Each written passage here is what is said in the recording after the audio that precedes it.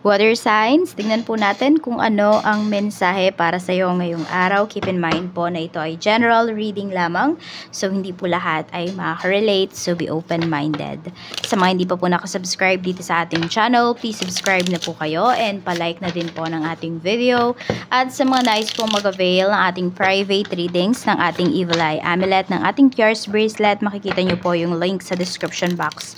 Tarot Intentions by Aliana Ray. So, marami po nagtatanong para saan daw ba ang ating Cures Bracelet at ang ating Evil Eye Amulet. Okay, so ayan po, ayang ating mga Cures Bracelet at Evil Eye Amulet po ay pangontra sa kulam, inggit, kayuma, sa barang, sa mga nanunumpa po sa inyo. Pangontra din po yan pagdating sa aksidente. Pampaswerte po yan sa love life, career, kaperahan, business, travel, sa sugal, pero use it wisely. Ayan po. Sa health din, okay din po yan. So, ayan po. At proceed na po tayo sa ating reading. Kaya kung interested po kayo, message na lamang po kayo sa ating Facebook page or sa ating email. Meron tayo ditong palm tree. Ayan. So, meron kayong sinisecure dito. Meron kayong ginagawa ngayon. Water signs na pwede po na nagiging consistent kayo dun sa bagay na yon, na-add up yon sa mga sa pagiging para maging nga po kayong stable. Ayan, tignan natin. Meron dito, nagfo-focus kayo sa inyong career. Meron din, di ko alam, nagpapatibay. Di ko alam kung bahay ba yung pinapatibay nyo. Naghahanda yung iba sa inyo sa bagyo. Tignan po natin. Ano pa yung mensahe? Mensahe pa po natin.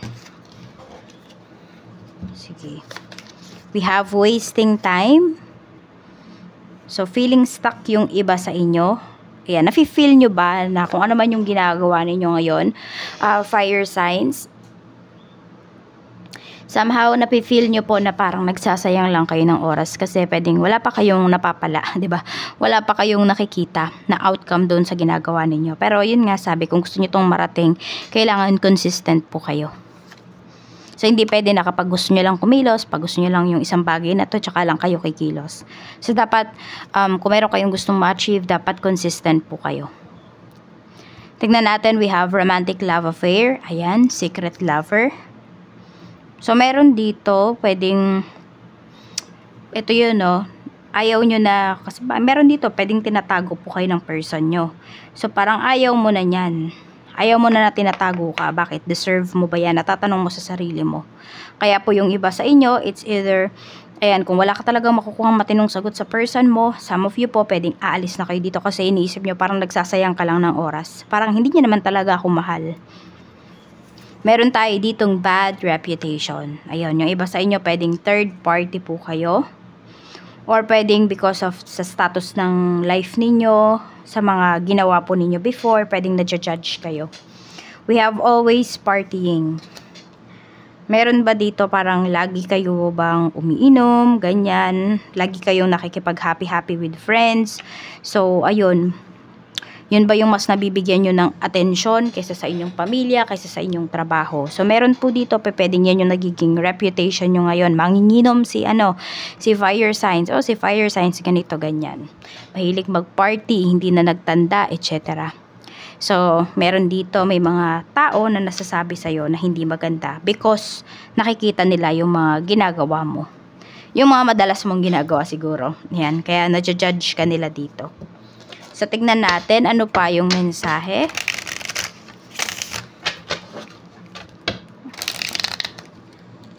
Check natin. Ayun, someone or marami dito is they are calling you names. Tignan natin ano pa yung mensahe, spirit guide. Pagdating po sa pamilya. Sa pamilya, we have rising. So, pwedeng unti-unti na pong umaangat yung inyong pamilya. Unti-unti na kayong nakakaahon sa hirap. Ayan. Siguro, nagtutulong-tulong din kayo or because of you, water signs, kaya nararating nyo ito, kaya naaabot nyo to ng family mo. So, tignan natin ano pa yung mensahe. Spirit guide. Okay, pagdating sa pamilya, kamusta po? Pagdating sa pamilya, kamusta po si water signs? We have Page of Pentacles. Okay. Meron na bang nakatapos sa family? Or pwedeng ikaw na lang ba yung hindi nakakatapos? Or anak mo, isa na lang sa anak mo, water signs. So, ayan po, parang unti-unti nang gumagaan yung pamumuhay po talaga ninyo. Kasi pwedeng konti na lang or isa na lang yung hindi pa nakatapos. Or pwedeng lahat nga sa family ninyo nakatapos na. So, parang ang gaan-gaan na. Yan po yung pinapakita dito. And meron din dito pwedeng nakakapaghanap na ng trabaho or meron ng trabaho. Kaya po, basta parang gumagaan yung mga pangyayari dito sa family po ninyo. Unti-unti nakakatayo na, nakaka-recover na kayo. Tignan natin. Nakakapag-ipon na rin yung iba sa inyo. May mga ganyang bagay. Basta may mga small things na sobrang laki naman po nun para sa inyo kasi pwede ngayon nyo lang yun na pagtutuunan ng mga pansin.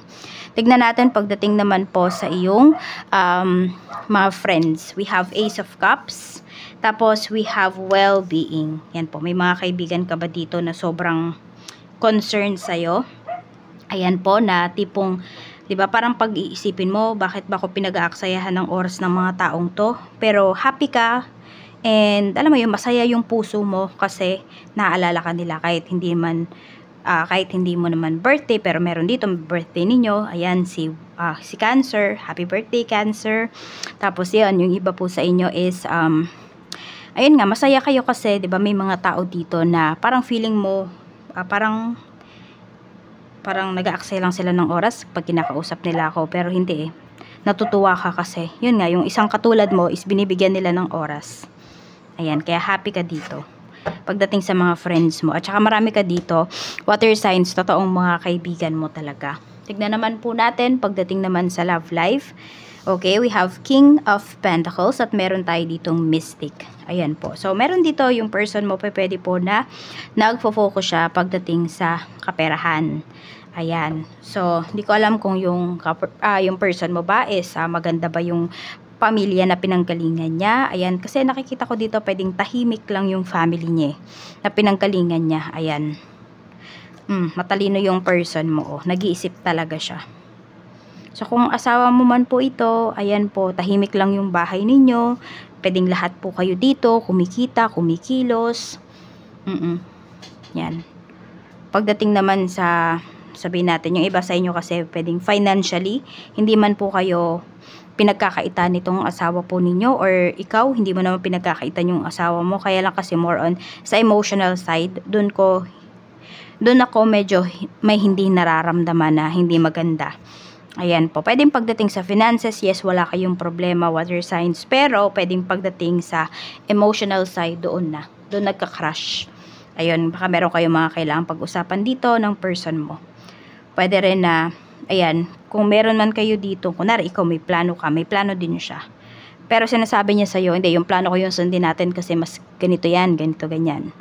So, parang yun, minsan, parang hindi kanya natatanong, parang hindi mahalaga sa kanya yung mga sasabihin mo. So, yun.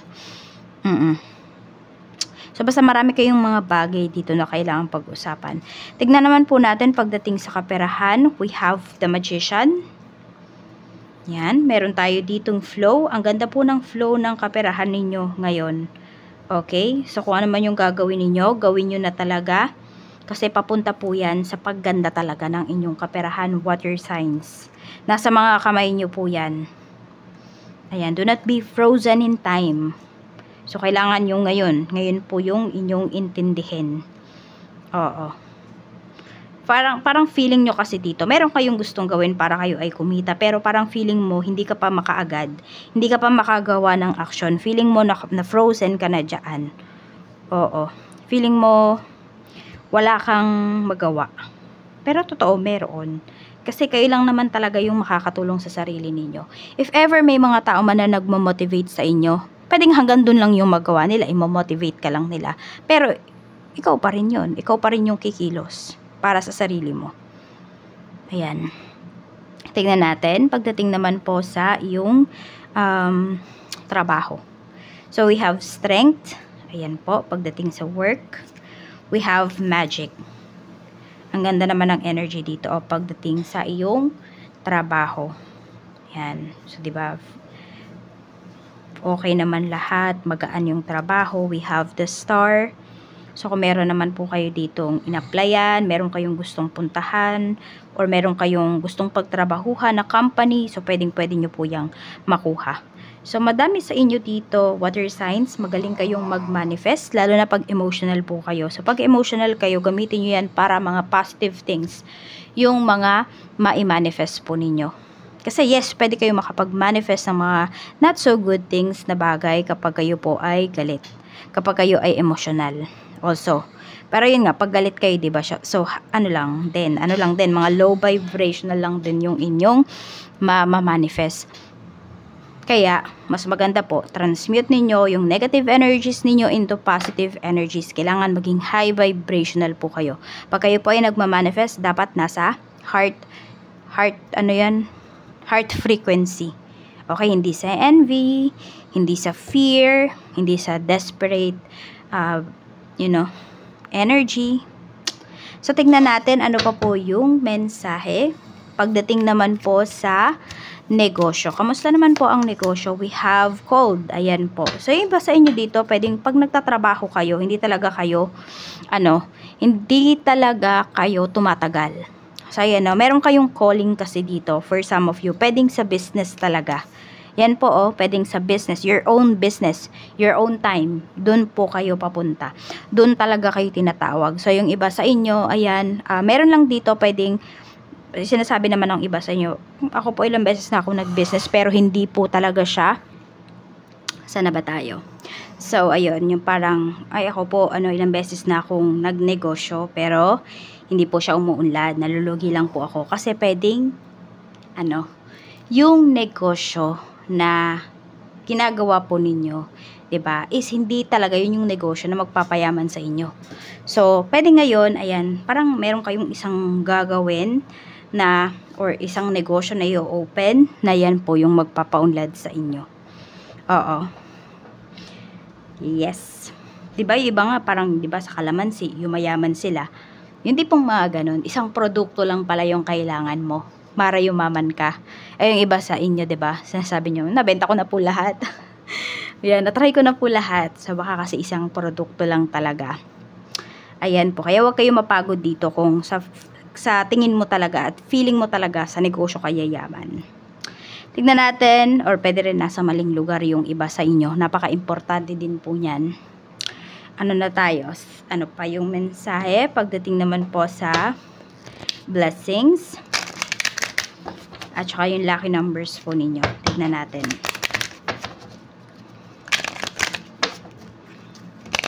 By the way, kung yung iba naman sa inyo, hindi naman kayo yung palainom or whatsoever, yung bad reputation na to, pwedeng isa sa family members mo yan. Baka may ginagawa yung family members mo, tapos parang damay-damay na kayong lahat. Parang dinadamay na kayo ng mga tao. We have prosperity, a blessing to bring prosperity. Makapagdala po talaga kayo ng ng kasaganaan sa inyong family. Water signs. Kaya huwag kayong huminto. A blessing from your ancestors. Ayan po. Sa ancestors nyo ito galing. We have a blessing on your love. Okay? So, kung nasa tamang tao na kayo, huwag nyo nang pakawalan yan. Kasi pwedeng kayo po yung magtulong para sa ikakaganda po ng buhay po ninyo. Yan. Tapos, mahal na mahal ka dito ng mga ancestors mo, water signs. Lagi ka nilang ginagabayan. Kaya lang yung iba sa inyo kasi, parang minsan, dahil natatakot kayo yung nagbablock ng mga energies nila. Yan, binablock mo. 21, 16, and 17. Yung iba po sa inyo, highly intuitive po kayo. Pero kayo yung nambablock kasi. Nung energy, binablock nyo kasi natatakot kayo. So, balance nyo yung inyong root chakra, pataas. Ganun po yung gawin niyo. Ayan, yung ating Cures bracelet, nakakabalance yan ng ating chakras. Nakaset din yan. Yan yung pagkakaiba nila. Pero lahat ng sinabi ko kanina is pwede yan dito sa dalawang yan. Ito lang, nakakabalance to ng chakras. So, ayan lang po ang mensahe para sa'yo, water signs. Maraming salamat. Mag-iingat ka always and more blessings to come.